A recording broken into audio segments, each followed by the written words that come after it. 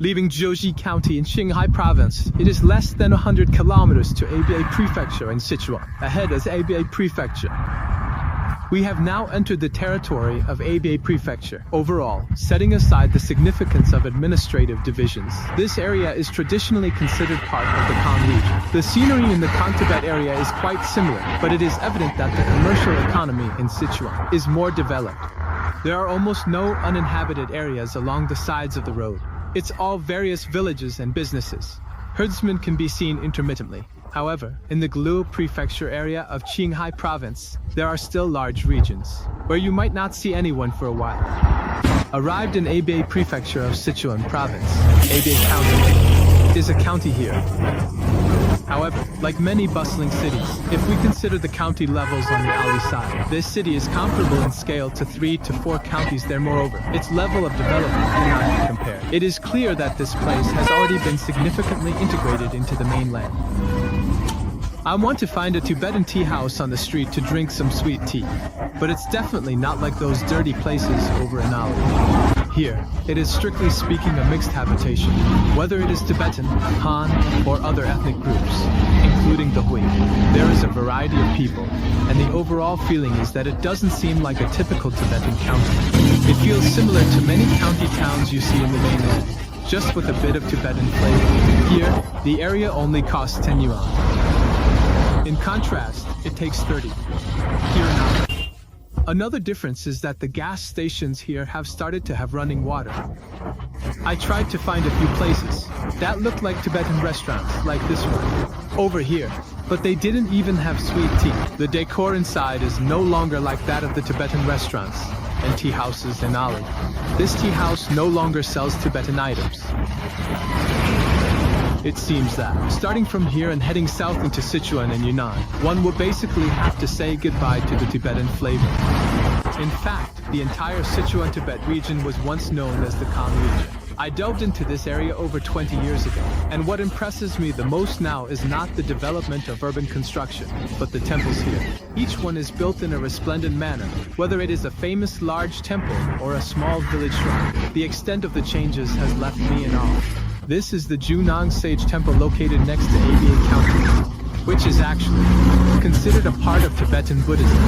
It's a relatively good faction, but I won't go into specifics. In the center of Aba County, I saw several temples, and in the distance, there was a magnificent temple visible on the mountain. Throughout the Sichuan Tibet region, if you drive around, you'll see various temples, regardless of their quality. However, this really left a deep impression on me.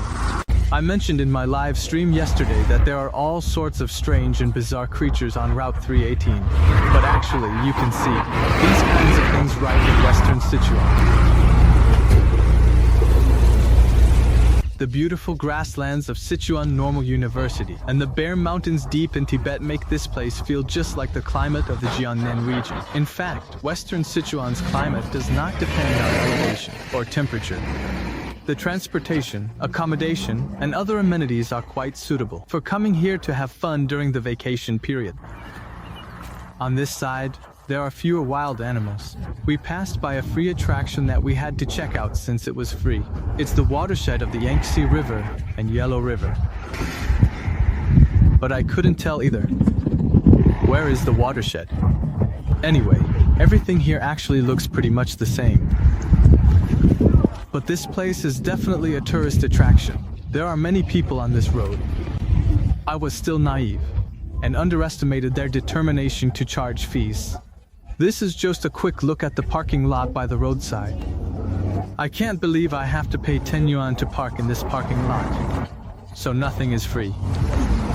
Just like I mentioned a few days ago, traveling in the future will be a luxury. There are no longer any free options available.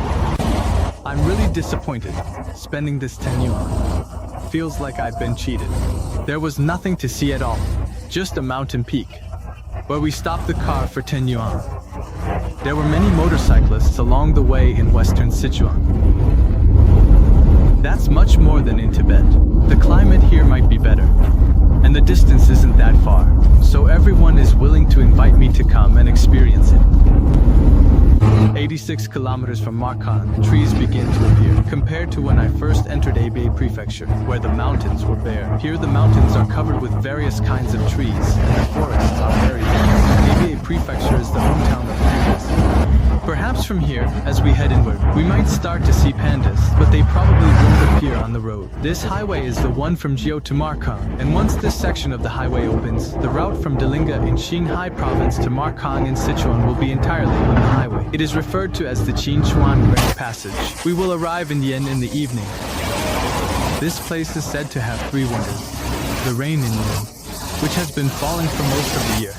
The wind, which doesn't really concern me. And then there's your fish, which you should try. First, we had a spicy blood curd hot pot, and I have to say, it's definitely better than what they make in Kunming. This is your fish, the most famous dish here. After trying it, I couldn't eat any more after finishing the fish hot pot and half a pot of blood stew. The head of the fish has a bone that looks like a sword, which is said to ward off evil. After finishing the meal, the owner took out the bones and gave me a box. What does this mean? Does it imply that after eating the fish, there is more to enjoy?